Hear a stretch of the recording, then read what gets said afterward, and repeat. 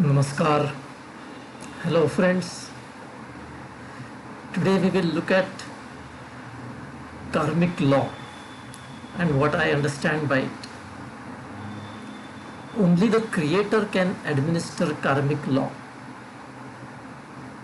A colleague of mine and I usually come back home from office together since we live in the same colony. The other day on our way home, we went into a shop to buy a few things that my wife had asked me to get. I picked up 2 packets of biscuits of the same brand looking more or less similar, not noticing that their net contents and prices were different. The price of one was rupees 10 while that of the other was rupees 15. However, I thought both packets cost rupees 10 each and told the shopkeeper as such. The shopkeeper did not check what I had picked up and charged me rupees 20. On going home, while unpacking my purchases, I realized what had happened. The next day, I again went to the same shop with my colleague and paid the additional rupees 5.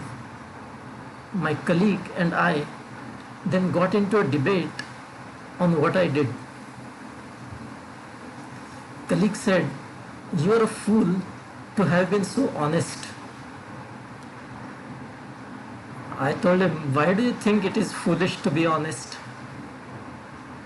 He said, "Don't you know these shopkeepers fleece us most of the time by using wrong weights, palming off inferior quality goods at the price of superior quality, etc.? Then why shouldn't we make use of our chances to take a little revenge, rare though such chances are?" I responded to my colleague. I said to him, "My dear friend, you are making a fundamental error there. There the law of karma comes into play. Each one of us is subject to it in our own separate ways. I cannot justify my bad karma that adversely affects someone on the ground that his bad karma has adversely affected me too. In other words, simply because the shopkeeper keeps cheating me, I cannot escape accumulating my own bad karma if I indulge in cheating or shoplifting. Bad karma of both the shopkeeper and myself will accumulate separately. I have to pay for my bad karma just as much as the shopkeeper will have to pay for his.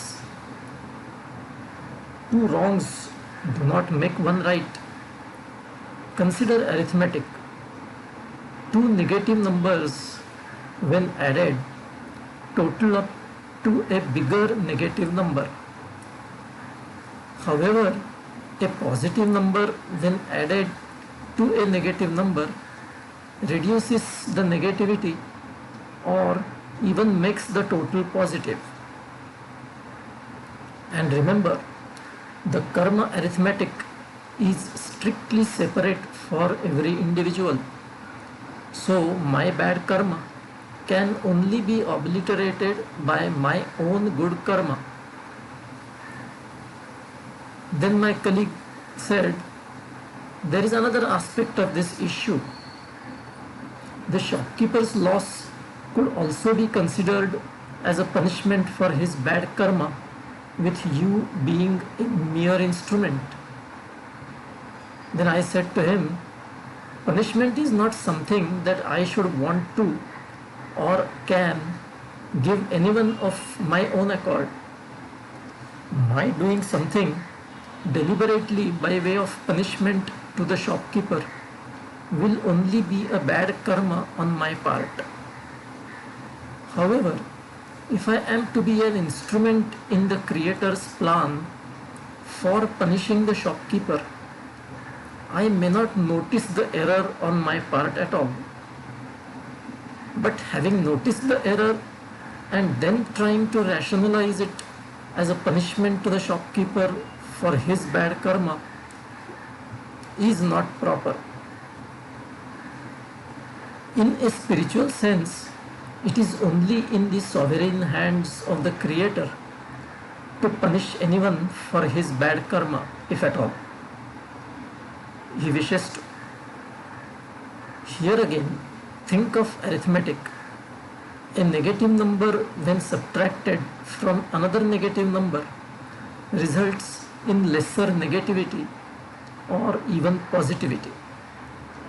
A punishment that appears as a negative action is like a subtraction operation only when originating from the right authority. In a spiritual sense, only the Creator is the right authority to administer the law of karma and mete out punishment. On the other hand, punishment given by one human being without the proper authority is like arithmetic addition, where two negatives only increase the negativity further. That is the reason why Mahatma Gandhi said that an eye for an eye makes the whole world blind.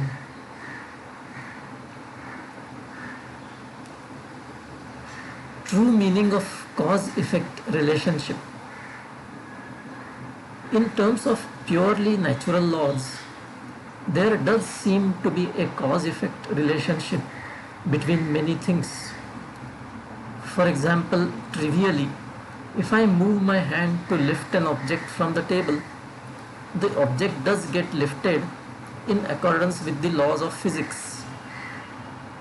Due to our experiences of this nature, we come to believe that if we desire a particular effect, we have to act in such a manner that is in accordance with the laws of nature, so that the particular effect will come about.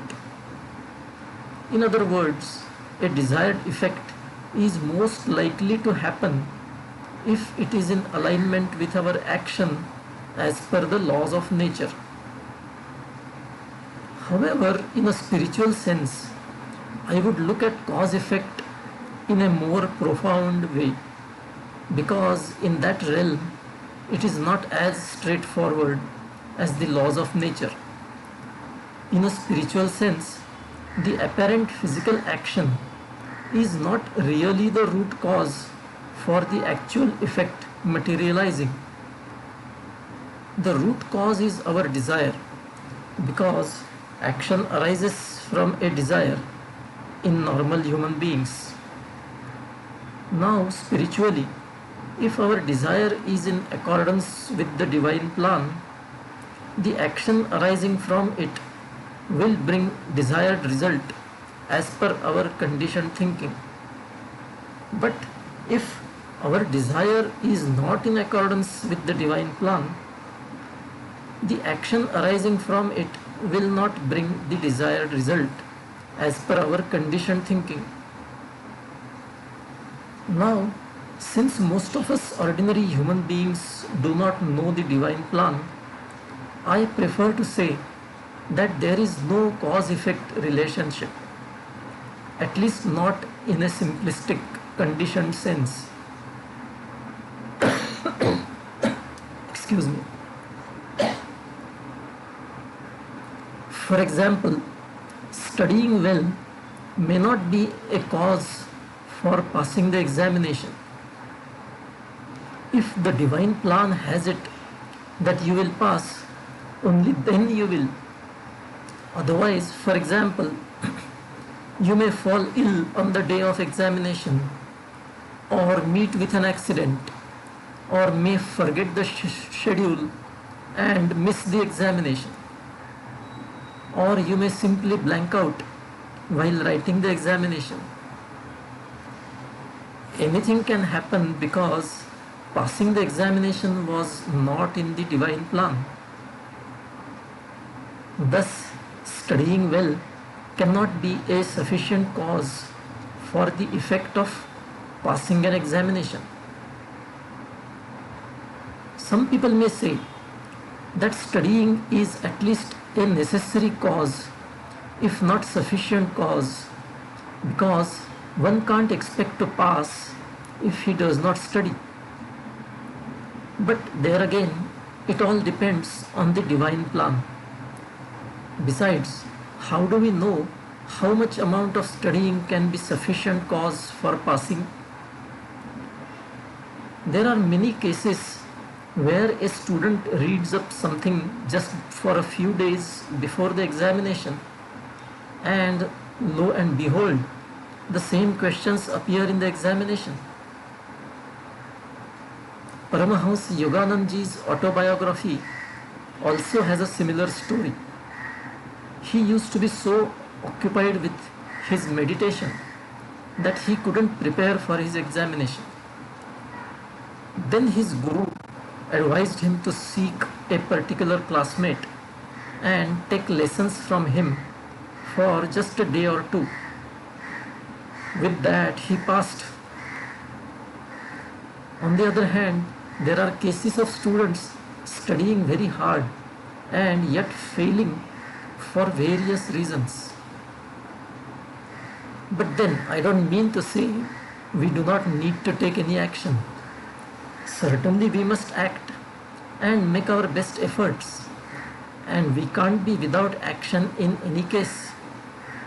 And the reason is we do not know what the divine plan is. We also do not know what action on our part may be needed even in the divine plan. So our duty is to act in God consciousness, remembering that it is His will that will materialize. We'll stop here today. I'll see you the next time. Until then, bye. Take care.